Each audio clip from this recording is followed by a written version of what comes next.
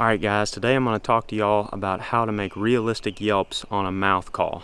I just have a combo cut 3-reed call right here, and to be honest, everybody blows a mouth call a little bit differently, one person to the next, so you could sound super realistic on one of these, or you could put one of these in, and for whatever reason, the way that the air crosses the top of your palate, this particular call may not sound good for you. So make sure to try a number of different cut styles until you find one that suits, your mouth and your style of calling. But I yelp on a mouth call using the air out of my diaphragm. So I almost tighten up my diaphragm like I'm about to cough, like that back pressure.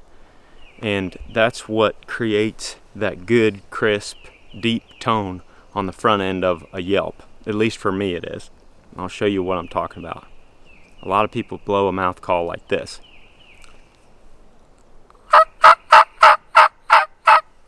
And that's not using air from your diaphragm, that's just exhaling air out of your mouth. And the more you do that, the harder it's going to be to get those reeds to vibrate. But if you can learn to use the air out of your diaphragm, you'll start to utilize more of it, and you won't have near as much wasted air going past the call. That's the key. Whenever you're uttering any air out of your mouth, you don't want it to move past those reeds without vibrating them and making a sound.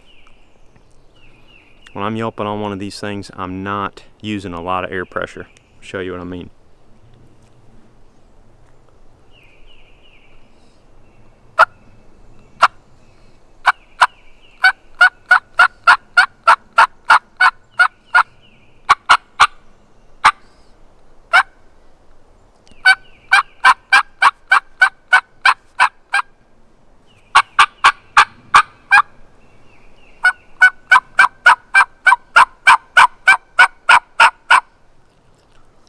You can see how I'm kind of moving a little bit, how like my body is twitching when I'm calling. That's because that air is getting forced up out of my diaphragm. It's like I almost tighten up my stomach, my diaphragm a little bit, like I'm getting ready to cough, and then I go not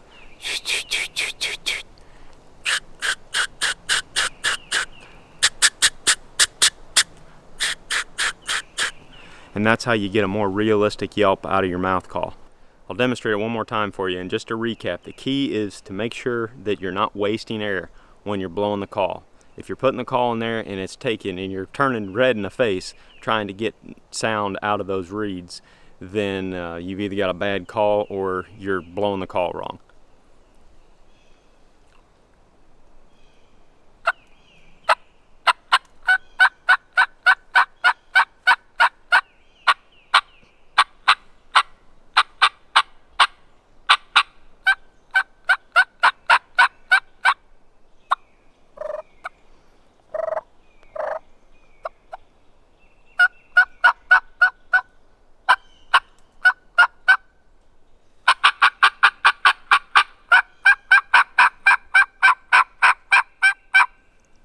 So hopefully a few of those tips on mouth calling will help you create more realistic sounds in the woods this spring. Good luck hunting.